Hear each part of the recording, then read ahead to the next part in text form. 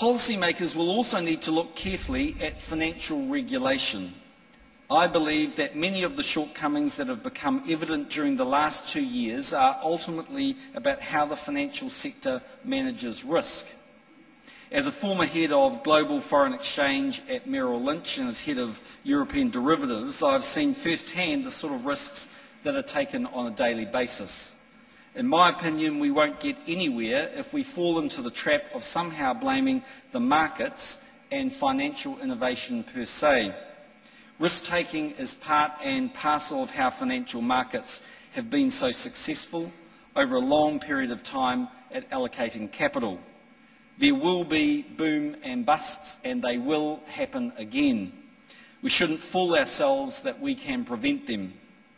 But we do want to minimise collateral damage and to ensure that policy isn't feeding excessive risk-taking. Over the past year or so, governments around the world have needed to step in and support many large financial institutions.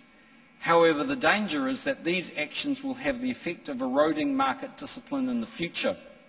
Institutions may be managed in a riskier way if creditors and management think that they are somehow too big to fail.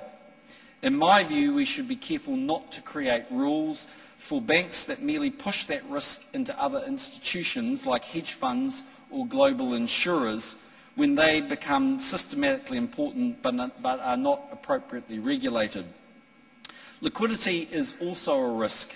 Too many institutions were overly reliant on short-term wholesale funding prior to the crisis. That was certainly the case in New Zealand, where too much of our current account deficit was being funded through short-term wholesale liabilities.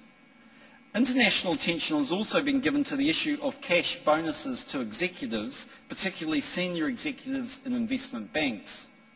While the huge bonuses paid to such people can often appear obscene, it seems to me that many of the changes suggested worldwide are largely symbolic. To be really effective, it is necessary to look well beyond senior executives to the incentives on traders on the floor, fund managers, hedge promoters, and so on. Pay should, wherever possible, be based on long-term performance in a way that reflects the fact that often high short-term returns are simply the result of excessive and potentially dangerous risk-taking. Employee compensation may also need some limiting where institutions are getting heavy taxpayer support. But we should also recognise that it's hard for people in many financial institutions to limit risk-taking when the wider environment is one in which investors are constantly demanding that they do whatever is needed to generate higher returns this quarter, next quarter, and every quarter that follows. Those are the facts of life for traders and their bosses. So it is important that the global debate on these sorts of issues continues and that we get the policy responses right. In conclusion, it is clear to me that opportunities are there for the taking.